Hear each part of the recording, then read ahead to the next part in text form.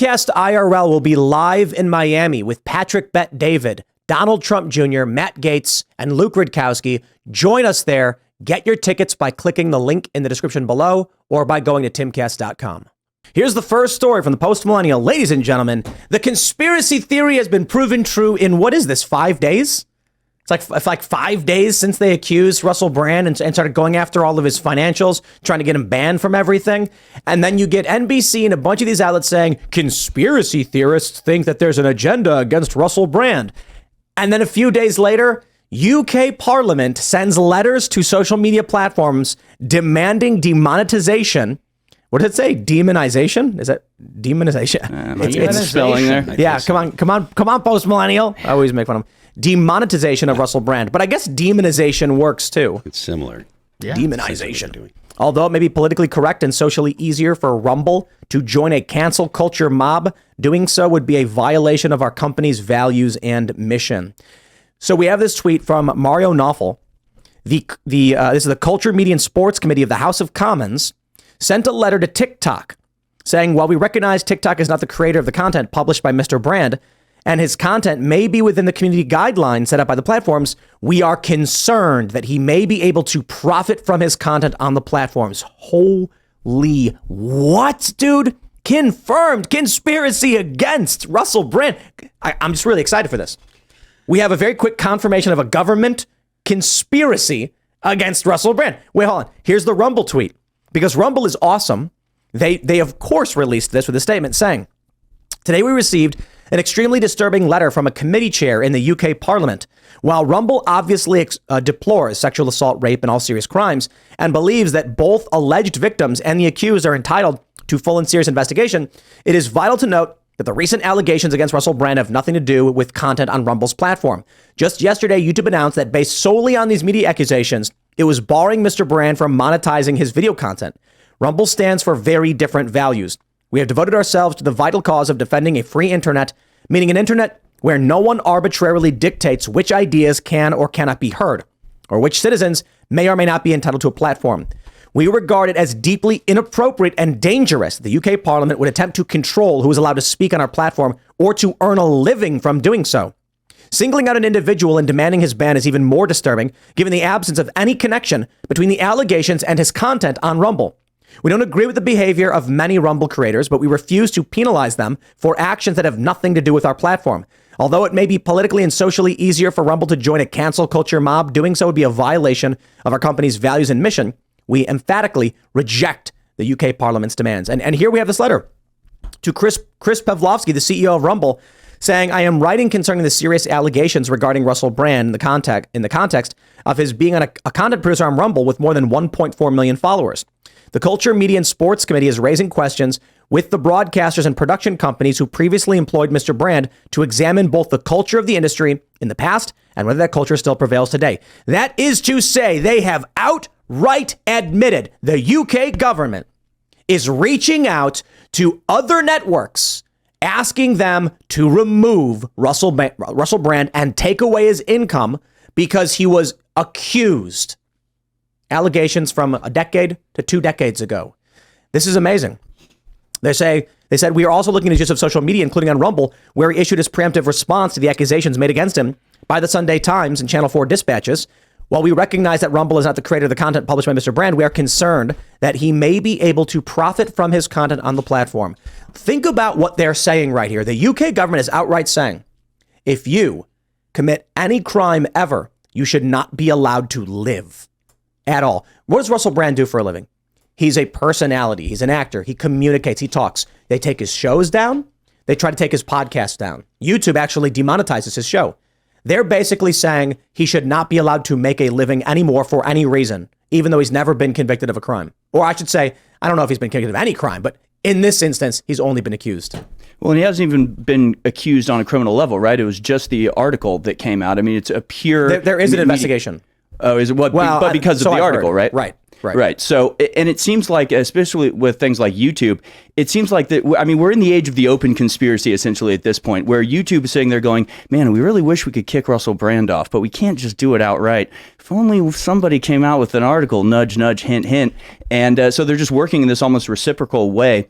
And I mean, Rumble says we're fighting for free speech on the internet. That age is rapidly ending. We have the EU Digital Services Act. The UK Parliament just passed the the Online Safety Bill, which ironically, when it was in draft form, was presided over by the same woman that sent this letter, Caroline Dinenage, or whatever her name is. So yeah, it's coming to an end pretty rapidly. This whole free speech thing we've been enjoying so long. Well, I mean, this is the UK. I think we're actually. We have to remain steadfast, but I think we're doing a really good job in the U.S. as it pertains to the boycotts and the boycotts. The fact that Rumble exists shows that we have started to push back and we're gaining ground. Russell Brand, they can't take away his money because Rumble said no. Everyone else bends the knee, but I love the precedent set by YouTube. So what? Now all anyone has to do to terminate someone's account is just accuse them or have someone accuse them? I mean, this is all awful, sufficiently horrifying for me to be like, all right, we need to completely isolate social media from governments.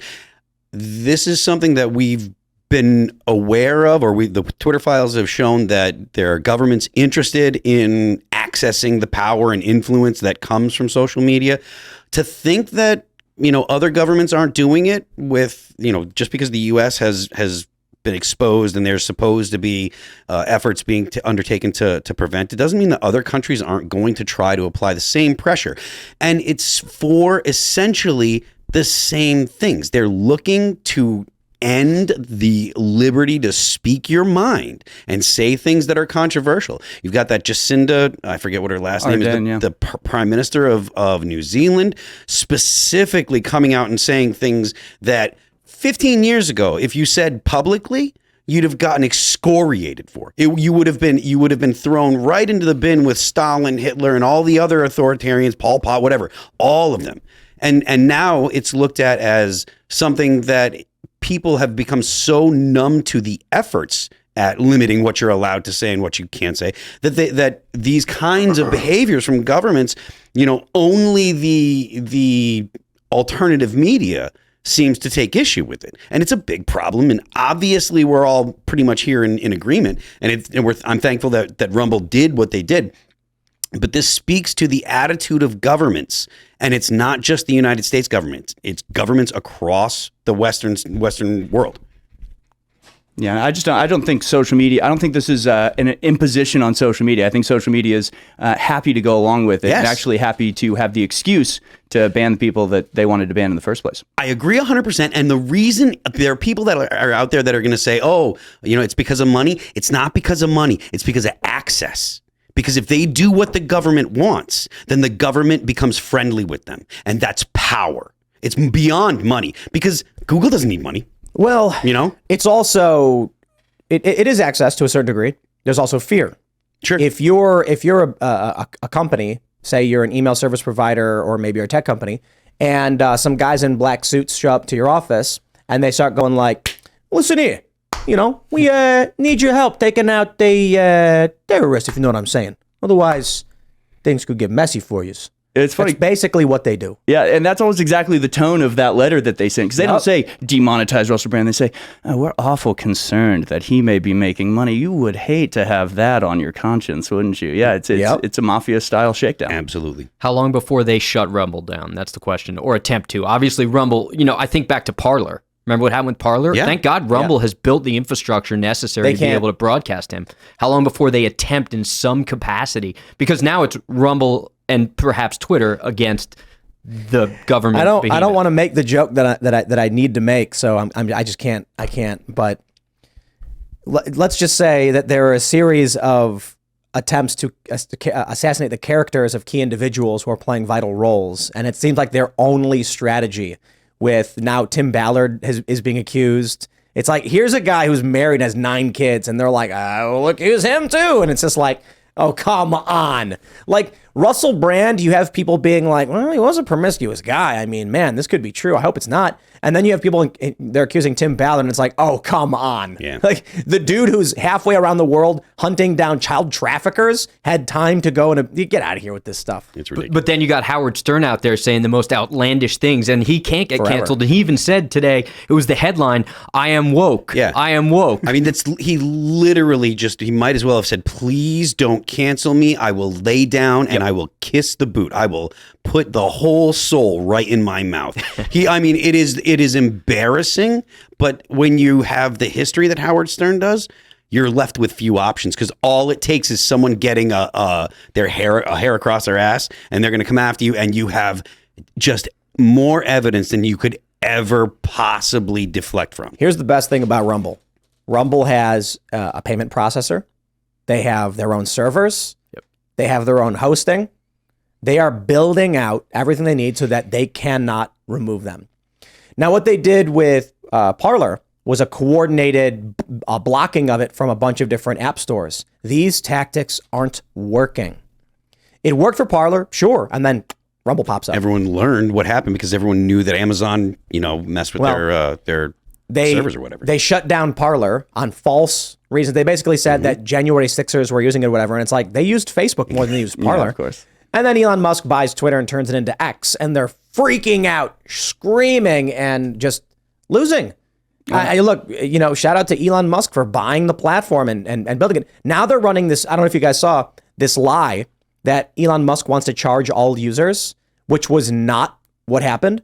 And they're using that to they are spreading this propaganda because they're trying to get people to leave Twitter so they can regain control of the narrative. Yep. The real story was that Elon said something to the effect of the only way to deal with all the bots would be if you were to charge everyone like a small fee, which, we're trying to figure out how to deal with. And then they're like, aha, he says he's going to charge everybody money. And then Elon comes out and he's like, I'm not saying we're going to charge everyone money. I'm saying that is how you get rid of bots. But of course, the media runs the narrative. And then a bunch of people sign up for Blue Sky or whatever because they're trying to regain control. They're losing.